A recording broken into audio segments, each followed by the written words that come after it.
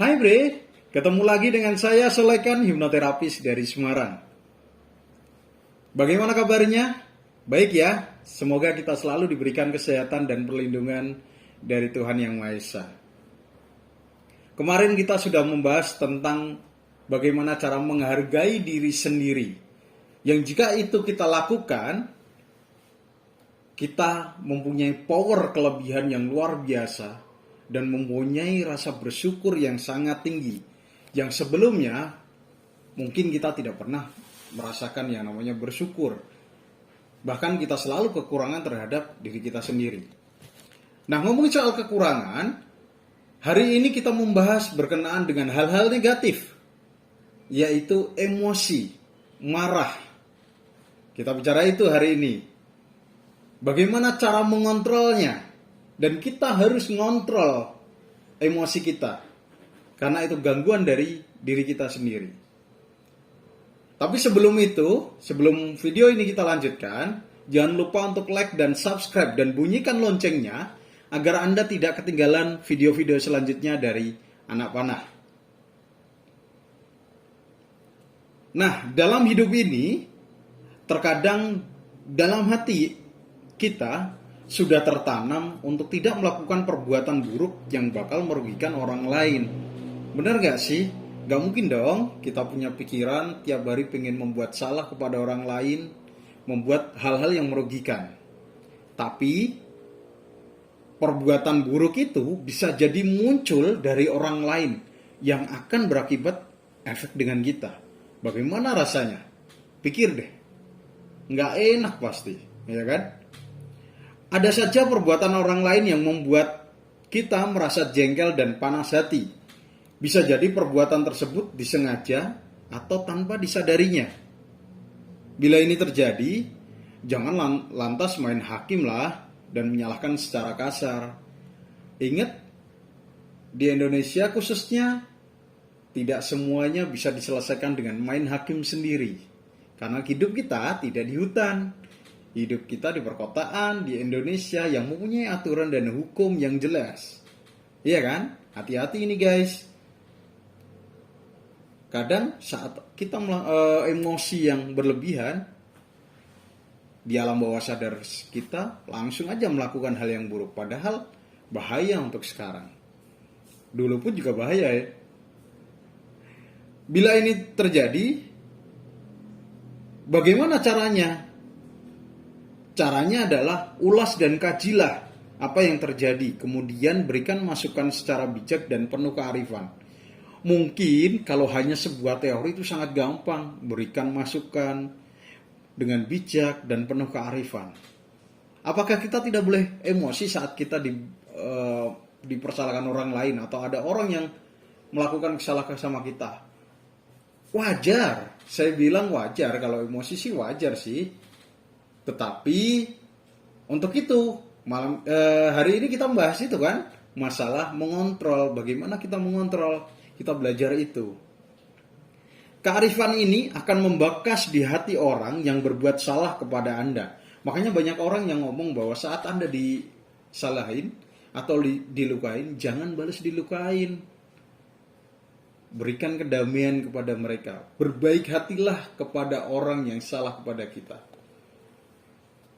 Itu ibarat batu kena air, dia akan langsung meleleh, bisa saja seperti itu. Dengan demikian, di hari kemudian, orang tadi yang menjadi selalu membuat salah kepada Anda, itu malah jadi segan untuk berbuat kesalahan sekecil apapun kembali kepada Anda. Sikap lemah lembut dan kemampuan mengontrol emosi memang sangat langka. Kedua hal tersebut menjadi hilang dalam diri kita ketika kesadaran kita berada di titik paling rendah atau pikiran kita sedang kacau dan tidak fokus. Biasanya itu muncul pada saat kita sedang memikirkan sesuatu yang membuat pikiran kita tertekan. Pernah kan? Kita di suatu kejadian, kita masih stres memikirkan apapun, tiba-tiba ada yang membuat kesalahan kita. Sontak alam bawah sadar kita akan naik emosinya. Reaksi orang ketika diganggu dan dicelakai orang lain lebih banyak menunjukkan hal negatif. Ini wajar, seperti yang tadi saya katakan, karena manusia memiliki sifat marah dan ketersinggungan. Namun demikian, Anda adalah manusia yang mulia, bre. Sehingga harus dapat mengendalikan kemarahan Anda. Ketika orang lain bersalah kepada Anda, dan Anda memaki atau memarahinya, maka akan muncul dua kemungkinan yang terjadi. Kemungkinan pertama, orang yang bersalah itu akan merasa malu dan sakit hati kepada Anda. Kemungkinan kedua, orang tersebut tidak bisa menerima kemarahan Anda lalu balik memarahi Anda. Wow, serem kalau dipikirkan. Kalau dibayangkan serem sih. Jadinya nggak ada solusi sama sekali. Kedua kemungkinan tersebut sangat mungkin terjadi, misalnya di sebuah keramaian, kaki Anda terinjak oleh orang. Lalu Anda marah dan menganggap orang itu sembrono. Pada kemungkinan pertama nih ya, karena sakit hati, orang tersebut akan mendoakan Anda agar mendapatkan bencana yang lebih besar. Pada kemungkinan kedua, orang tersebut akan memarahi balik Anda karena Anda membiarkan kaki Anda berada di tengah keramaian sehingga terinjak olehnya.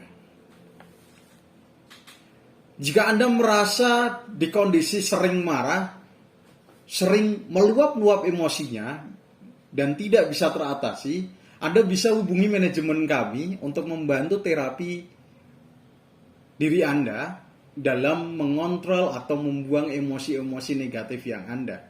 Bagaimana caranya? Hubungi manajemen kami di Anak Panah yang ada di deskripsi video ini. Tidak ada penyesalan yang baik dari sikap marah. Kelemah lembutan akan mengobati rasa sakit dan menambah persaudaraan. Orang yang lemah lembut dan dapat mengontrol emosi akan terlihat mengesankan. Ia menjadi pribadi yang sempurna dan selalu diharapkan kehadirannya. Dan kalau kita lihat ada sebuah teori dari seorang profesor doktor Jepang, ada namanya Masaru Emoto, dia meneliti tentang air, bagaimana air itu diberikan ucapan yang negatif, air dibekukan dan dilihat di kaca pembesar paling besar itu terlihat akan seperti kacau, balau, nggak sedap dipandang. Tetapi kalau itu diberikan kata yang positif, itu bentuknya akan bagus, segi enam, prisma dan lain-lain, enak dipandang. Itu menunjukkan bahwa sebetulnya saat orang itu memberikan ke air itu adalah benda yang paling amanah. Saat dia diberikan A, dia akan tertulis di air itu tulisan A. Terus hubungannya apa dengan diri kita, bro? Jelas ada hubungannya. Tubuh kita itu hampir 70% isinya adalah air. Air itu mempunyai sifat double impact. Jadi, seperti yang saya contohkan tadi, pada saat kemungkinan pertama Anda memarahi, secara tidak langsung Anda mendoakan diri Anda sendiri. Sifatnya double impact. Saat Anda ngomong negatif, itu akan berbalik kepada Anda. Ditambah, seperti yang kemungkinan pertama tadi, orang akan membenci Anda dan Anda akan didoakan yang jelek-jelek. Ngeri banget itu. Kita sudah jatuh tertimpa tangga pula. So, coba mulailah sekarang berpikir bahwa saat ini kita butuh mengontrol emosi kita. Dalam hal apapun yang negatif. Ingat segala sesuatu yang berlebihan itu tidak baik, termasuk emosi negatif. Saya yakin dan percaya Anda adalah orang-orang yang di masa depannya adalah orang-orang yang mulia, orang-orang yang sukses, dan orang-orang yang bijaksana dalam mengontrol emosi Anda. Sebelum kita akhiri video ini, jangan lupa untuk like dan subscribe, bunyikan loncengnya, agar Anda tidak ketinggalan video-video selanjutnya dari Anak Panah. Terus tongkrongi video di Anak Panah. Saya Muhammad Salekan, terima kasih, sampai jumpa. Ciao! Let it go, make my body go. Make our bodies high.